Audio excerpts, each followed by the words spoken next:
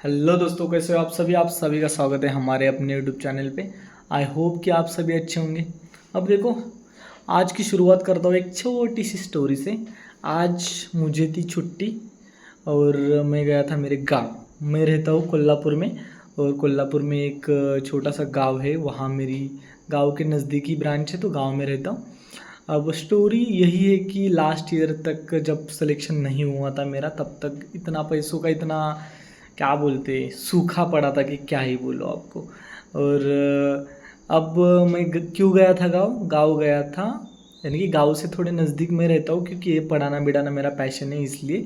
And घर वालों को स्वेटर्स लेने गया था। किस लिए गया था? घर वाले, यानी कि लास्ट ईयर तक घर वाले स्वेटर लेने के लिए भी ऐसा उनको दिक्कत आ रही थी। अब इस बार मैंने ऐसा सोच लिया था कि पहले तो पैसा आएगा पैसा जाएगा, लेकिन जो है ना, पहले मम्मी पापा जो भी है, भाभी भाई, सबके लिए स्वेटर लेंगे। उसके लिए आज की छुट्टी मैंने वैसे ही रखी थी। यानी कि छोटा सा गेस्चर है।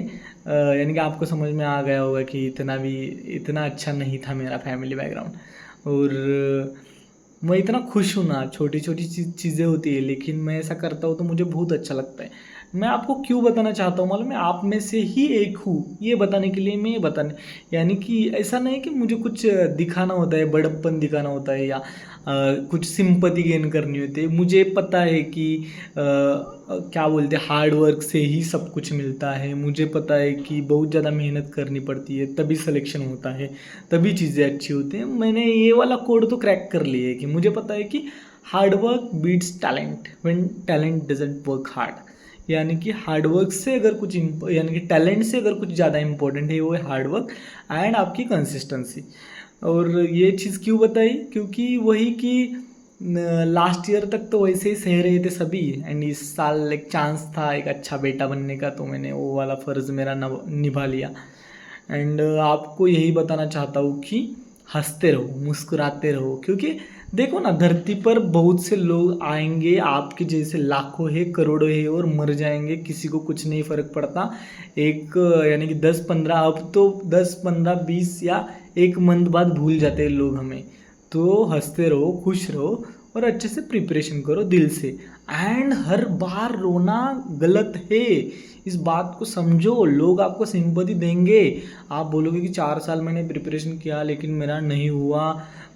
फिर लोग आपके पास आएंगे और बोलेंगे कि कितनी मेहनत की आपने और उसके बाद भी नहीं हुआ।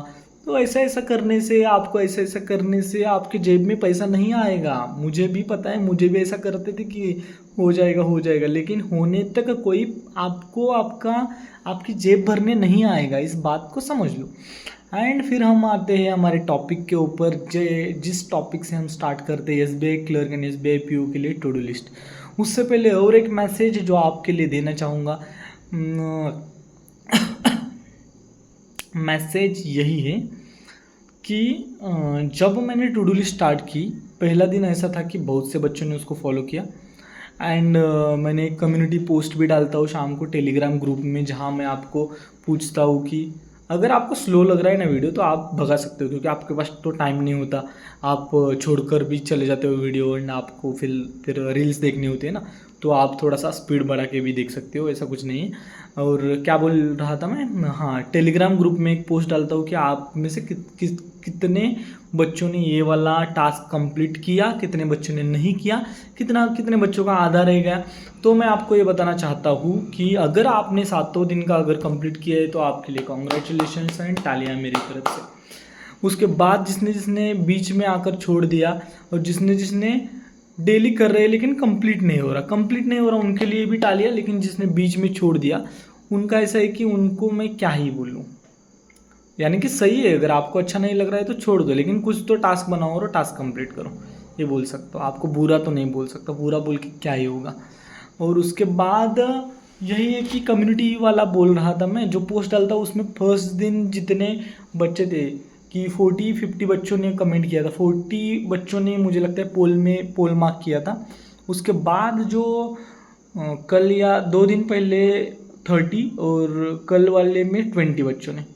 तो ग्राफ तो नीचे चल रहा है, या टू डू लिस्ट मैं ख़राब दे रहा हूँ, या प्रिपरेशन आप बंद कर रहे हो, आप, मुझे नहीं पता। मैं मेरे हिसाब से दे रहा हूँ, आप बोर हो सकते हो, मुझे ये पता है कि सर सेम चीज़ें करनी है, सेम ही चीज़ें करनी है। मैं सेम ही बताऊंगा, आपको अगर फॉलो करना है तो फॉलो करो, नहीं तो इट्स ओके।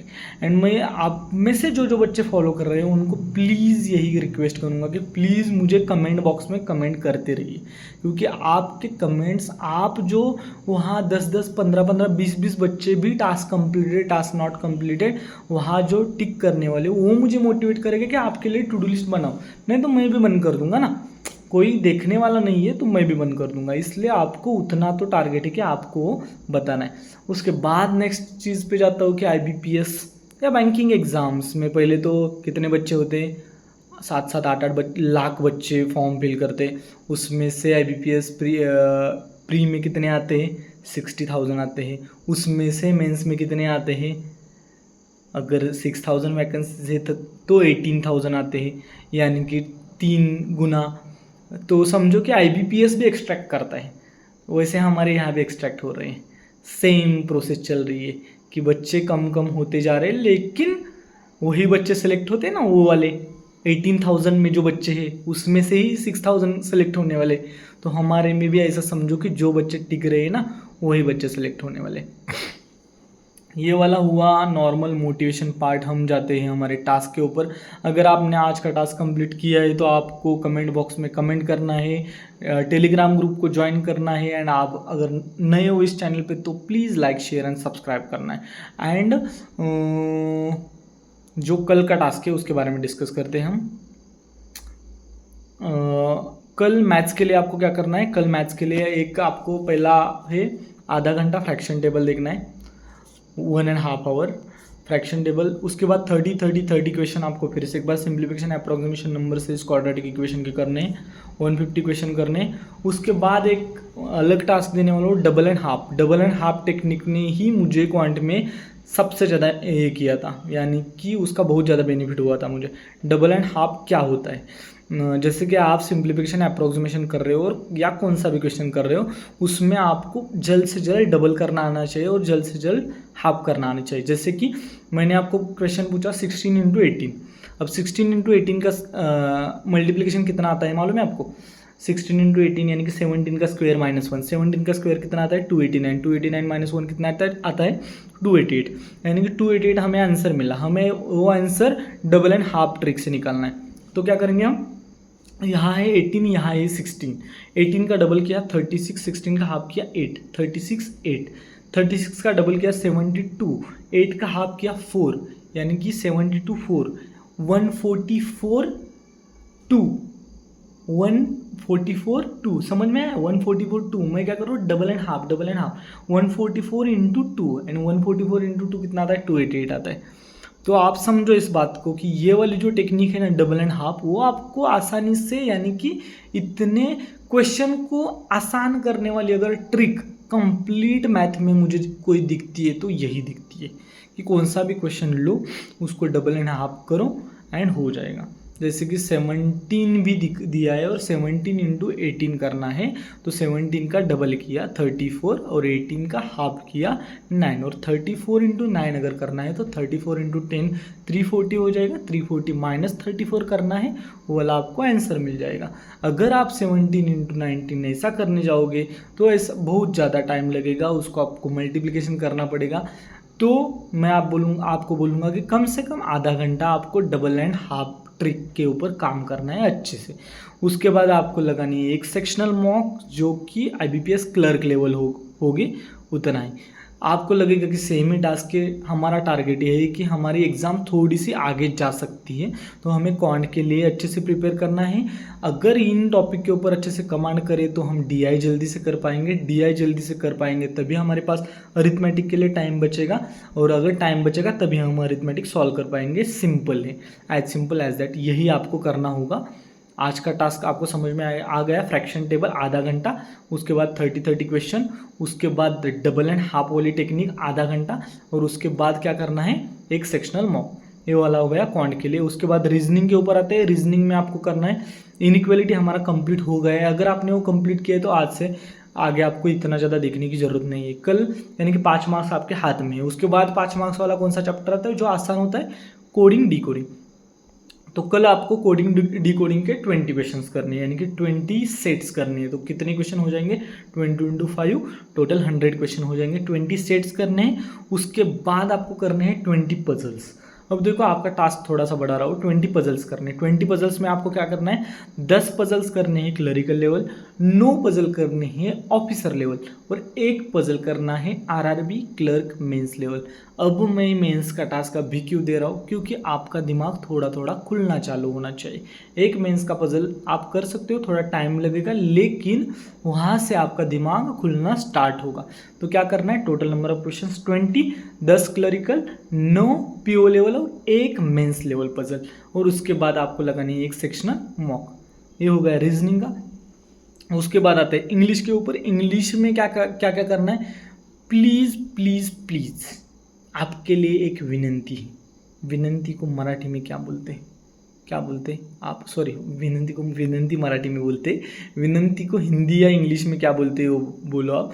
कि रिक्वेस्ट है, सॉरी रिक्वेस्ट है, कि आपको क्या रिक्वेस्ट है कि जो आसान होता है वो टास्क सभी फॉलो करते हैं, जो टास्क मुश्किल होते हैं वो कोई भी फॉलो नहीं करता। जैसे कि इंग्लिश, रीजनिंग एंड क्वांट का मैंने बच्चों का भी देखा है, जो सब्जेक्ट उनको अच्छा लगता है तीनों में से सबसे ज़्यादा इजी कौन सा लगता है? रीजनिंग। और मेंस में सबसे ज़्यादा फंसाता कौन है? रीजनिंग। और सबसे ज़्यादा मुश्किल कौन लगता है? इंग्लिश। और मेंस में सबसे ज़्यादा आसान कौन सा आता है? इंग्लिश। एंड क्वांट बीच में रहता है। आप समझ लो, ये बात लिख कर रख लो कि जो मैं बात कर रहा हूँ। उसके बाद रीजनिंग का बच्चा बहुत ज़्यादा प्रैक्टिस करता है, और क्योंकि उनको आता है इसलिए और ज़्यादा प्रैक्टिस करता है। और इंग्लिश का इतना ज़्यादा प्रैक्टिस नहीं करता, क्योंकि नहीं आता, बोर हो जाते। तो आपको जो इंग्लिश का टास्क बताया कि एक नोटबुक ये करना है, ब्लैंक नोटबुक खरीदना है, उसके ऊपर आपको जैसे मैंने कल बताया था कि इस साइड में एडिटोरियल चिपकाना है, दूसरी साइड में उसकी वोकैबुलरी लिखनी है। दिन में कम से कम 4 बार लिखना है वो, सॉरी देखना है वो। उसके बाद आपका ये वाला टास्क सबसे ज़्यादा, क्योंकि ये वाला टास्क आपका क्या करने वाला है? आपका रीडिंग कॉम्प्रहेंशन जो वो वाला सेक्शन है वो अच्छा करने वाला है। और हम ये डेली करने वाले हैं। आप इस बात को समझ लो कि अगर 4 मंथ हमने डेली फॉलो किया तो 1 मंथ में 30 डेज होते हैं, उसमें से 5 दिन भी हमने नहीं किया तो 25 डेज इंटू 4, यानी टोटल 100 पैसेजेस को 4 बार किया तो 400 पैसेजेस, उसमें से सभी वोकैबुलरी। 4 मंथ बाद आपके पास बहुत ज़्यादा मटेरियल बन जाएगा आरसी वाला। और एट द एंड आपकी रीडिंग स्किल्स ही काम आने वाली है, इस बात को समझ लो आप। रीडिंग स्किल्स ही काम आने वाली। तो आपको इंग्लिश के लिए ये करना है। उसके बाद दूसरा टास्क ये रहेगा कि आपको आरसी वाला अगर कुछ क्विज मिले तो आरसी वाला क्विज लगाना है, नहीं तो एक सेक्शनल मॉक लगानी है। उसमें कोशिश करना है कि मैक्सिमम टाइम आप आरसी को दे सको और आरसी वाले क्वेश्चन कंप्लीट। अब देखो, मॉक का मतलब क्या होता है मालूम है आपको? मॉक का मतलब है ट्रायल एंड एरर करने वाली जगह। आप मॉक का मतलब समझो। मॉक में आपको करने हैं ट्रायल एंड एरर। मॉक में आप क्या करते हो? आप भागते रहते हो, हर बार भागते रहते हो, और भागने का नतीजा क्या होता है? आपके मार्क्स कम हो जाते हैं। आप ट्रायल एंड एरर कर सकते हो ना, आपका स्कोर भाग के भी 7-8 आ रहे, तो आप ऐसा करो ना कि मैं सिर्फ 20 मिनट में 15 क्वेश्चन ही करूँगी, और उसमें से 10 या 12 मार्क्स लेकर आने की कोशिश करूँगी। यानी कि 8 से 10 तक गए, 10 से 12 तक जाएंगे, 12 से 14 तक, 14, 18, 16, ऐसा 16, 18, 20 ऐसा आगे बढ़ेंगे। तो कल का टारगेट है कि आरसी वाला जो क्वेश्चन होगा उसको ज़्यादा टाइम देना है, कितना भी वो टाइम ले ले, लेकिन वो वाला क्वेश्चन आपको अच्छे से करना है।